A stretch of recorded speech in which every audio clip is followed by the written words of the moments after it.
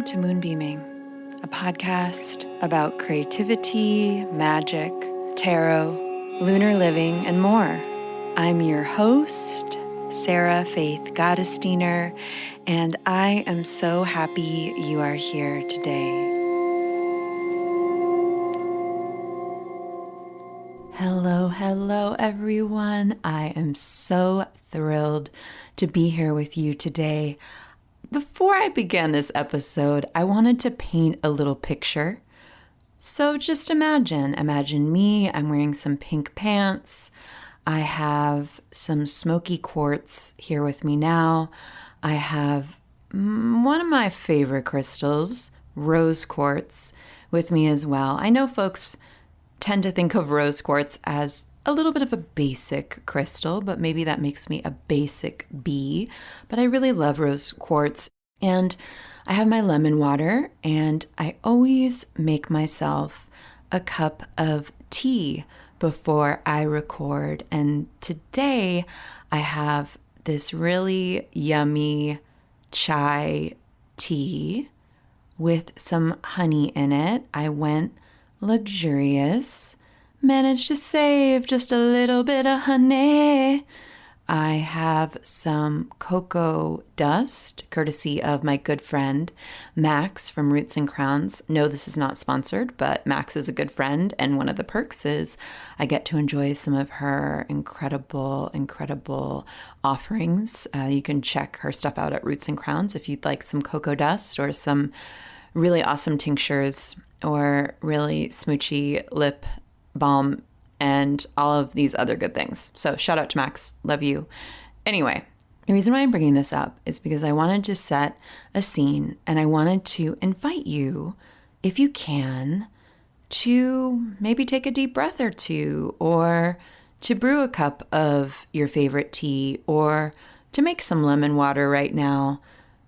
If you can't do that, if you're in your car, or if you are on a jog or on a walk, or at your job, just take a moment and take a deep breath. Just take a moment and settle into yourself, maybe relax and release a little bit, maybe soften that belly, maybe just bring a big fresh inhale into your lungs, and just take a moment for yourself.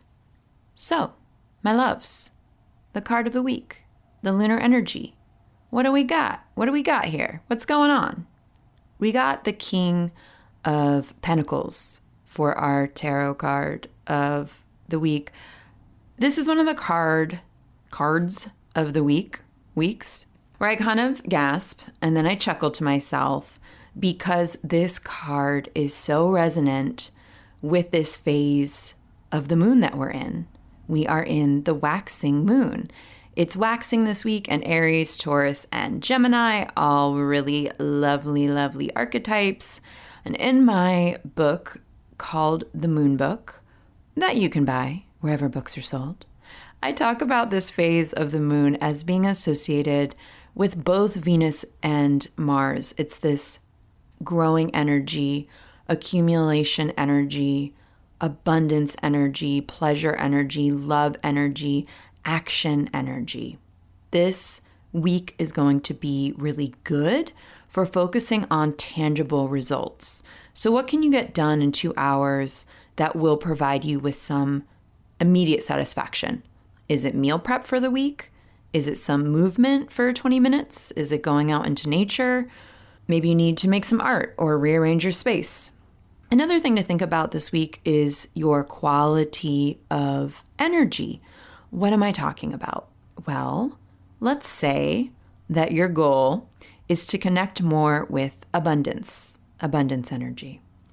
And in this exploration of connecting to abundance, you've tapped into a specific energy of abundance that feels personal to you. You've noticed how that resonates in your body, how it shows up in your energy field. Maybe it's a mix of feeling secure, having gratitude, feeling beautiful, having appreciation, excitement, and calmness. Again, it's up to you. It's your personal attunement. And you've pulled it into your energetic field. You've created it in your energetic field. You've created correspondences, symbols that remind you of this.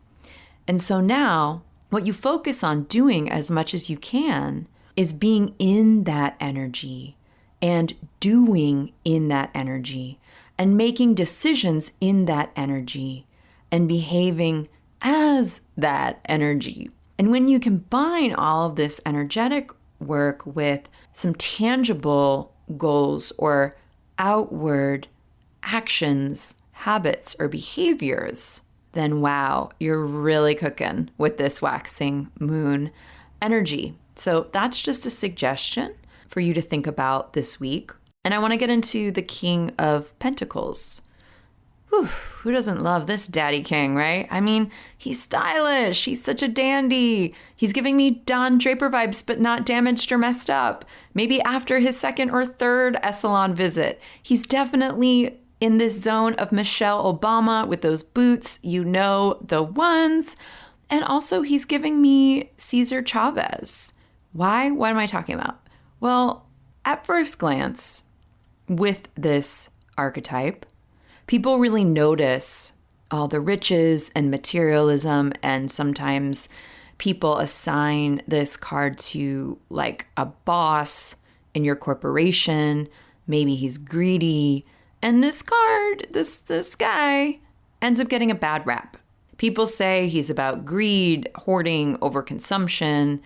And sure, maybe this card shows up sometimes as a warning there. And also sometimes if that's what you're reading, then it's time for you to unpack how you feel about authority or greed or overconsumption and all of those sort of more shadowy things there. Because on one level, the King of Pentacles is about our time on earth, what we do with that time. It is about intimacy with time. It is about ability, our power, our desires. Not just for us, but for the planet, because pentacles, of course, are the sign, or the suit, that are most connected to the planet because they are earth energy, and King of Pence is fire of earth. So we have this adeptness of earth, this familiarity of earth. The King of Pence is the last card in the tarot deck. It's about asking big questions, acting accordingly. It is absolutely about how we own ourselves, our time, about how we choose to utilize our gifts, about what or whom we'd like to benefit from or influence. Remember, babes, disowning your power, being emotionally unavailable for your desires, serves no one. Not you, not your family, not your ancestors, not the planet. And the King of Pentacles reminds us that it is not about you in an ego-driven way, but it is about you in terms of service, needs, desires, and magic. I just had a client who received this card, and she's in an extremely fruitful phase of her life. And I reminded her that with this card, she needs to take time, intention, effort, awareness to enjoy the fruit of the tree because she grew that tree. The results of her efforts were literally years in the making. In King of Pentacles, we're actively enjoying the life we have created. The King of Pentacles has a lot to do with legacy, has a lot to do with building, creating, and alchemizing your own life. It's that fire of earth, yeah? And of course, in the traditional Rider-Waite-Coleman-Smith deck, we see an image of a king sitting in an orchard, and there's the vines of the orchard and a print on their dress. And that's this reminder that all of our lives are fertile. There are all aspects of our lives that we can nurture and tend to. And pentacles are about money, sure, of course.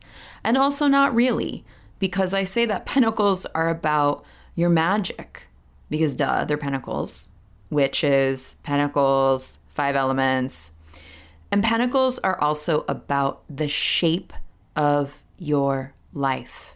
And the shape of your life is made out of many things. And in pentacles, we're looking at behaviors, activities, structures, schedule, time, community, and your relationship with Earth and its inhabitants, and legacy and lineage. Pentacles have a lot to do with you as that bead of the necklace in the necklace of those who have come before you, literally, and those who are your chosen ancestors, and those who are coming after you, whether or not you choose to have kids, right? Like, I'm not having kids, but I think about what I'm creating in my life for the future, right?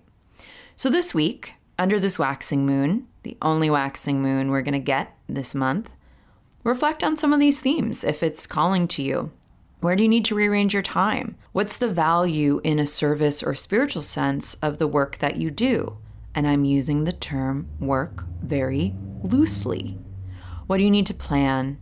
What do you need to do? And how do you need to be?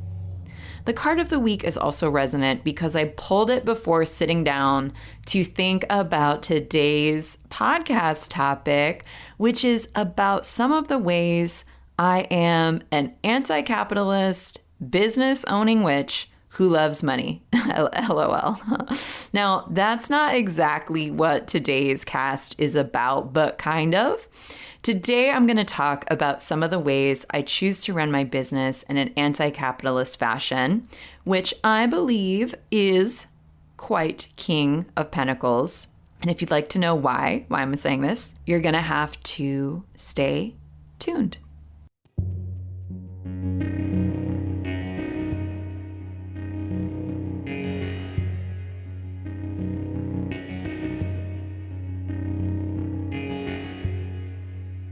Okay, my babes, I wanted to mention a few things before I continue. Number one, enrollment for my moonbeaming class is now live. The class starts March 29th and runs for 6 weeks. This is the only time of the year I am teaching moonbeaming. This is my signature class. This is a result of 10 years of my life. It is one part magic, one part a class on setting a goal and obtaining that goal, one part class on developing your intuition and energetic agility, and one part class on the moon, on lunar literacy, on lunar living. I honestly have poured everything I know about these subjects into one 6-week long class. I teach it because I believe in it wholeheartedly, and because it works. Folks have had some incredible results. So I'm putting the sign up in the show notes below, or you can hop on my newsletter to learn more about it. Next, also live, is a benefit I'm running called Mutual Aid Magic. Now, what is this? What is Mutual Aid Magic? I'm calling this Mutual Aid Magic because this is a project I'm doing to raise funds in part for mutual aid. I created this now after being inspired this summer. This summer, myself, along with 3 incredible colleagues, friends, raised over $1,700 each for 4 Black healers through reaching out just to our newsletters a few times. It was really cool. And it got me thinking, well, I need to do this again in a more organized fashion. And what if I included more folks so we could raise even more money? So here's how it works. You click the link in the show notes. You purchase a raffle ticket for $18. All of the money will go to different orgs. It's going to go to Black Girl Magic. They're creating a digital sanctuary for Black women. It's going to go to Rachel Ricketts' COVID fund for Black and Indigenous women. And it's going to go to a variety of mutual aid funds that predominantly are serving Black trans folks. After you purchase the raffle ticket, you get entered into a raffle to be eligible to receive a reading or a session with over a dozen practitioners. There's tarot, breathwork, herbalism consults, Akashic records, with some of the most incredible folks I know. People like Leah Garza, Eliza Swan, Gabby Herstick, Liz of Sister Spinster, and so many more. Your chance of winning is high because there are a dozen practitioners who have so generously donated a session. So I'm really excited. Anyone who buys a raffle ticket that is eligible, and all the money raised is going to go to those orgs. Again, links in the show notes. The raffle goes from today to March 1st. Winners will be picked and notified on the 2nd or 3rd. So that's something to look forward to. And last but not least, I wanted to remind everyone of the giveaway I do every month on this here podcast. If you leave a 5-star review, you get entered into another giveaway, another raffle. We know that I love giveaways. It's part of my love language. You get entered in to win a free gift. Anyone who has left a review ever is eligible. So if you left a 5-star review that you wrote, it has to be a written review that they only show up when there's like a little note. Like you could just say, love it, or you can tell me what you like about it, or you could tell me what you want to see more of or what you liked in particular so that I know that I can keep doing that. I love positive, constructive feedback. Yeah, you can do that. So anyone who's left one is eligible. And my studio manager just picks it randomly. So this month, there's 3 gifts. One is a free enrollment in Moonbeaming, this class that I'm so excited about. The other 2 are these witch gift baskets straight from my home. I'm going to send you witch books, a tincture that I made on the solstice, handmade candles, and other goodies. And I'm so stoked for folks to get their little witch kit, literally made with my hands, with some of my books that I enjoy. And there's 2 more weeks to enter for this month, and I'll announce the winners here. Okay, those are all the announcements. They were exciting announcements, if I do say so myself. So on to this week's topic.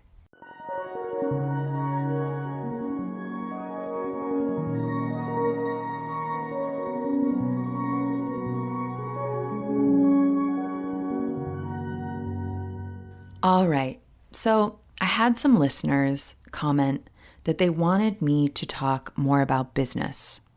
And I've wanted to talk more about running a business.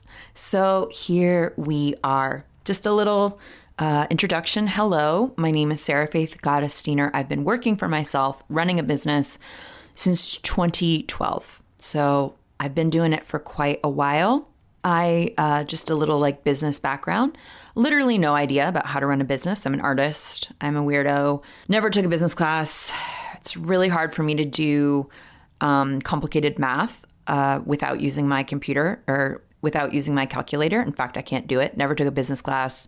Don't have any business knowledge, but did not have any help, did not have any startup cash, did not get a loan from my family or my parents, or did not have a partner who could support me, none of those things. But my business was profitable from the beginning. And what I mean by that is my first year working for myself, I believe I grossed around $18,000 in living in LA. So it was good because I didn't lose money, but it was hard because I was needing to support myself and I have bills and student loans and all that stuff. So over the years, my business has grown exponentially, and I've learned so much. So much. Friends, when you run a business, you learn a lot of things you never want to know and you've never wanted to learn. I'll save that. I'll save that for my good friends or from people who want to know. But I just wanted to give you a little bit of that background. So I wanted to begin these like talks about business or talks about making a living for yourself by talking about some of the ways I choose to and try to run my business in an anti-capitalist fashion. So the first thing I think is important to define is, what am I talking about when I'm talking about capitalism and anti-capitalism? Capitalism, super simple. It's an economic system based on private ownership of the means of production and their operation for profit. Read, not state, right? not controlled by the state, although let's be real, I'm not going to get into it, but again, we could question what's going on with stuff there. Characteristics of capitalism include capital accumulation, competitive markets, pricing, private property, and that in recognition of that property rights, voluntary exchange, and wage labor. Obviously, it's a lot more complicated than that, but I'm going to stay on topic with this basic definition. Now, I would argue that capitalism is also an emotional system, embedded in a belief system, embedded into all of us as soon as we are born. This translates into behaviors, beliefs, emotions. Private ownership, accumulation, and competition ends up affecting us. It ends up affecting us psychologically. It ends up affecting our behavior and our emotions. This translates into exploitation, transactional relationships, stuff around self-worth, shame, competition, jealousy, theft, and into separation. Now, does capitalism have to be so darn icky? No, of course it doesn't. It doesn't have to be. Unfortunately, in the so-called United States of America, capitalism here has been shaped by theft of the land of Indigenous people, genocide of Indigenous people, and displacement of Indigenous people, right? In many cases, literally separating them from their land and systemically and systematically disenfranchising them. And of course, capitalism was also created in this country through chattel slavery, through unspeakable violence and abuse, through using the unpaid labor of people. These were the ways that white people in this country were able to build wealth. And while slavery in this country was abolished, we know that the treatment of Black people in this country has stayed systemically violent and abusive. The prison industrial complex, redlining, so much discrimination in work and voting and education, white domestic terrorism, and on and on and on and on and on. And this history, this reality, is the beginning of capitalism in this country. And we have to understand that in order to make sense of why we feel the way we do about the system and what some of the unspoken influences of capitalism are. And I'm not even talking about further extraction of land or resources like fracking, other things like that. That's a huge part of all of this as well. And I think this is part of the reason why so many of us have such charged emotions about this subject, right? Because the origins are so incredibly disturbing and intense. And two, we all sense that, and we all sense that there's something off or something, in quotes, not quite right or not quite equitable about this system. And many folks sense, know, and understand that there is a different way to do things. There's a different way to make things more equitable, right? We don't have to be equating work with abuse or work with our value. And the more conversations we can have about this topic, the better, I think. I'm actually going to link this awesome episode from the 1619 podcast that goes into it, so you can check the link in the show notes for that. All right. So trying to be anti-capitalist in this society, in this day and age, is questioning and attempting to resist some of the rules or qualities of capitalism as they stand. By nature, trying to be anti-capitalist also is about trying to be anti-racist, anti-ableist, and intersectionally feminist, pro-queer, pro-trans, all of that. And these ethics or values, along with my own queer identity, someone who has chronic illness, are some of the ways that I think about anti-capitalist. These are some of the lenses that I am viewing all of this from. And all of these vantage points or perspectives then becomes something that one does, and also is never going to be a place of just arriving there. Like, I'm never going to be truly all of these things, but I can try to get there with my behaviors, my actions, how I treat myself, how I treat my friends, how I treat the world. It's all flowing. It's all a spectrum. So on that note, I don't think you can truly be completely anti-capitalist in a capitalist society as far as I'm concerned. But there are so many of us who care about this subject, whether we run a business or not. And we can think about behaviors we make in any number of different ways. You know, everything from being more mindful about where our money goes to what we're literally consuming, to what we literally value, to where we bank, to catching ourselves when we treat ourselves like a product, or unconsciously assigning value or our value to our productivity. And I am right there with you with all of this. I am very much a work in progress. But I am going to be teaching a class in spring on abundance. And what happens when I teach a class on a subject is so interesting because so much related to that subject comes up. There's all these other layers that need to be addressed and that I'm ready to work through and be with.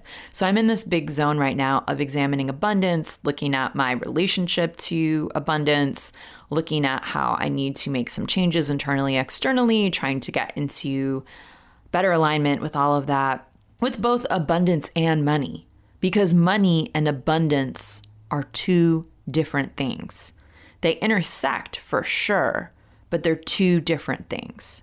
And that's where I want to begin with how I try to run an anti-capitalist business. And that's with abundance. An anti-capitalist mindset is an abundance mindset. It says, there's enough for everyone. There's enough for me. If you believe there's enough for everyone, that there's enough food, shelter, joy, happiness, peace, magic, money, time in the world, in existence, for everyone, regardless of who they are, regardless of their age, regardless of whether they even work or not. If you believe that there's enough for everyone and that everyone can have access to these necessities and these so-called luxuries, then you are in an abundance mindset. That was one of the most important pieces I needed to embody when unpacking stuff in my business, and also as a witch, right? Because witches work with the elements, with plants, with rocks, with stars, with animals, with water, with wind. There's no end to elements and to supportive energies. They're infinite when you're a witch. There's something you can tap into easily. You don't need anything. You don't need money. You don't need tools. You can just tap in. Nature is infinite. And witchcraft and magic requires us to believe heart, body, mind, spirit in that infiniteness. Connecting to abundance inside and out was one of the most important things I had to do in my business. And we have to remember scarcity is a capitalist mindset. Capitalism says there's not enough for all. I have to compete. I have to steal from you. I have to lie from you. I have to lie to you. I have to operate in shady ways. I have to exploit people in order to make money. I have to exploit people's time and their wages and their ideas, so on and so on and so forth. That's all scarcity. All of that is scarcity. The other thing I just want to side note, pin for a minute, is we're not only abundant or in a scarcity mindset. When we're talking about this stuff, I want to veer away from this either or.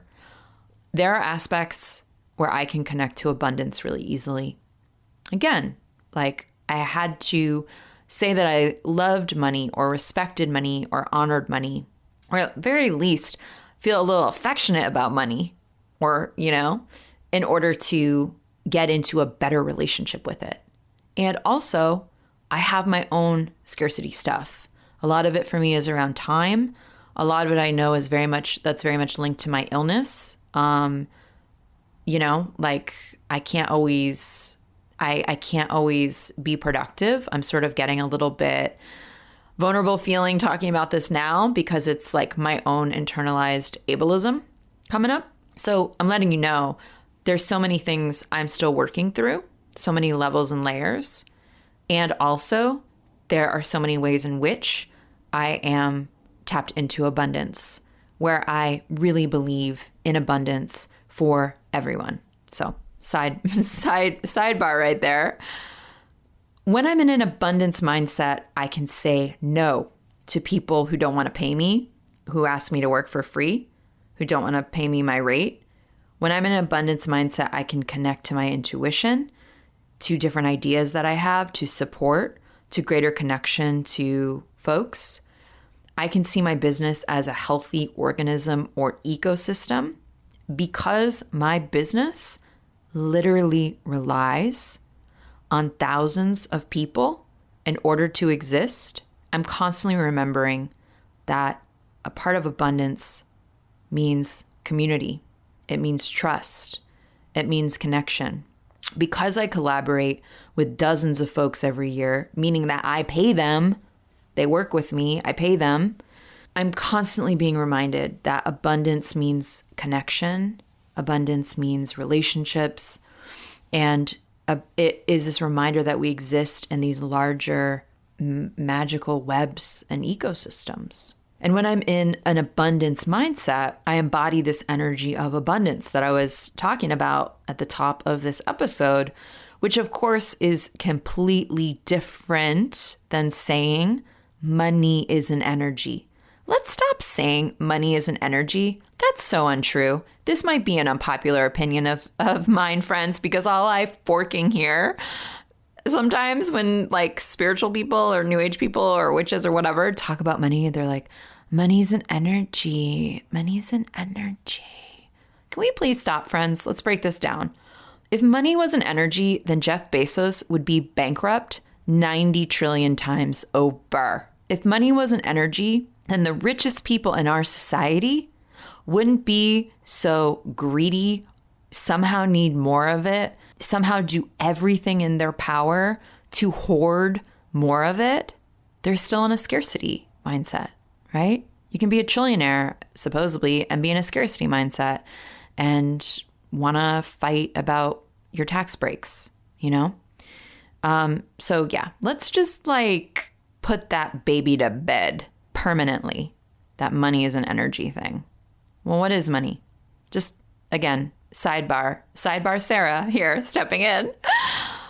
I'm not going to get into it super deeply, but I want to kind of just like bring up other ways to think about money. It's a symbol. It symbolizes a lot of different things. It symbolizes time, symbolizes worth sometimes, symbolizes values. Personally, it can symbolize our needs, our basic needs, our safety or security, or our desires or our comfort. It's a concept. It's just a concept that we've all agreed upon as a marker.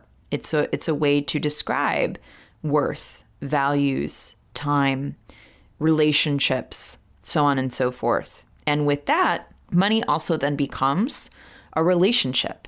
It's this active thing. We're in relationship with money. We position ourselves to our worth, our value, society at large. We treat money in a certain way. We have a relationship with it, you know? We can change that relationship. That's one of my favorite magical principles that says we are in relationship with everything, which means we can change that relationship. We can shift that relationship. We can have boundaries around that relationship. We can change the way we treat certain energies or certain symbols or certain concepts. It gives us agency. And of course, money's a currency. You know, currency is a medium of exchange for goods and services. It gives someone influence. It aids in power. So abundance is different than money. Maybe I would even say, don't quote me on this, friends, but maybe like abundance is an energy. And abundance is available to us at every moment, no matter what's in our bank account. This brings me to another kind of aspect of an abundance mindset, which is radical generosity. So when I consider myself most successful, and I define success as being in alignment, being connected, head, heart, body, mind, actions, being in integrity, and enjoying a certain process, like enjoying it, I'm in radical generosity. And what does that even mean? The energy and the intent with which I do my work is in service of this, of the spirit of creativity, magic, pleasure. I don't have what I call toxic expectations. I give it away understanding that this generosity will come back to me at some point. I have to believe and I have to trust in that. This other way that radical generosity shows up within the structure of my business in terms of my offerings and in terms of how folks can interface with my work is in the different kinds, the different types of offerings. There are different ways that folks can engage with my work that are free, like this podcast and like this newsletter. That's like radical generosity. There are other ways to engage with my studio that are low cost, that are affordable, right? Zines and books are definitely affordable.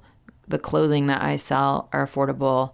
And I have shorter 2-hour-long workshops that are affordable. And there are some ways to work with me that cost more money, partially because they're a lot of energy for me. They're a result of years and years and years and years and hours and hours and hours and hours of my time, of my life.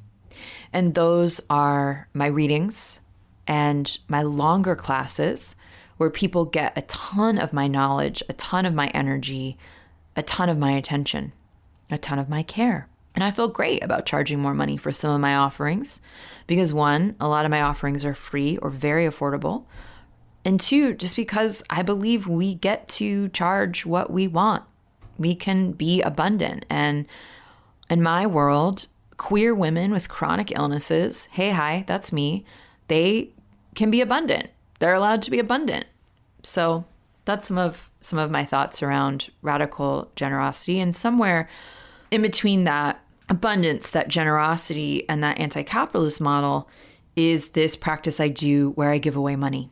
I donate to grassroots orgs, mostly things that benefit historically disenfranchised, historically oppressed people. I donate depending on what I make, depending on what my business nets. I donate between like 5 and 20% in a year. I create benefits within my business.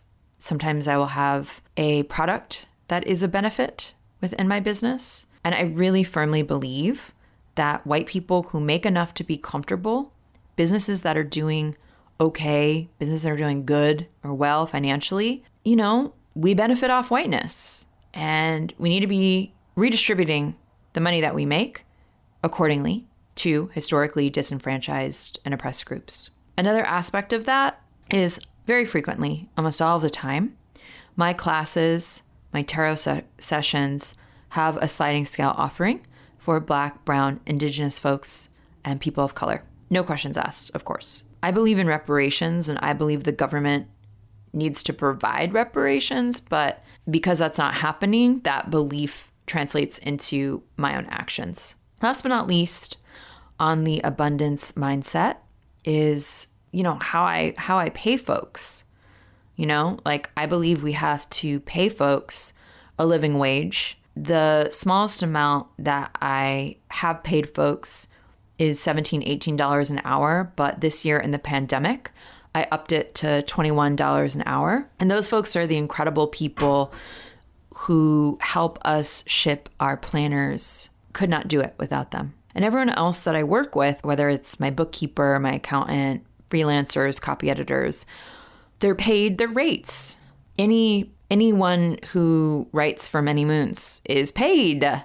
No one works for free. No one works for free. I have one almost full-time studio manager. She gets 2 weeks off paid plus the week between Christmas and New Year's. I just think needs to be some kind of standard. I think we all need to be having this standard. I think we have to prove that we can do it. And also, I want to be clear, like, these kinds of practices make me a lot less money. They really do, you know? And I know that's why folks don't do it. I get it, but it's something I believe in, you know, acting this way. So I have a lot more to say about this, a lot more. But this is just the beginning. I have a whole other episode on some of these other anti-capitalist business practices planned for you in the future. There's 9 other trillion ways, like magic, intuition, sustainability, consent, citation. I'm going to get into those. So if you like this episode and you'd like more topics on this podcast around abundance, business, money magic, ethics, if you want me to get even more granular in the future, because babies, I can get granular. Let me know. And if you want to know when I'm going to be teaching that class on abundance, the best way to do that is signing up for my newsletter. I want more rich witches in the world. Don't you? I want more abundant feeling intuitives, magical practitioners, feminists, anti-capitalist folks. Don't you? So this week, maybe take some time to ask yourself, where am I ready to clarify my relationship to abundance? What does abundance mean to me? How does it feel? How is my life sustainable for my energy, my sacredness, the planet? Thinking about that King of Pentacles energy. Where do I need to tap into that King of Pentacles energy and enjoy the fruits of the trees I've planted? To enjoy the relationships I've created over the years, or maybe like enjoy a simple pleasure or two, like a cup of chai tea or a double extra lemon in your water just because I did that. I gave myself more lemon. I did it. Maybe you want to think a little more deeply about the overall shape of your life with this King of Pentacles. Maybe you want to make a plan or two. Maybe you want to sit down with a schedule or more. So yeah, my babes, I'm wishing everyone a protected, healthy, abundant week filled with glimmers, connection, extra lemon in your water. Thank you so much for listening. Thank you so much for all of your reviews. Thank you so much for your messages on the social medias, in my inbox. Thank you for sharing on the social medias when you like an episode. Thank you for telling a friend or two. This is all word of mouth. This is all how I'm doing it. And until next time, lots of love. You are listening to Moonbeaming, a podcast that is presented by modern women. I'm your host, Sarah Faith Gottesdiener. The editor is Caitlin George Parker. Music is by Will Owen and myself. All right, bye. Witches in the flow of life, choosing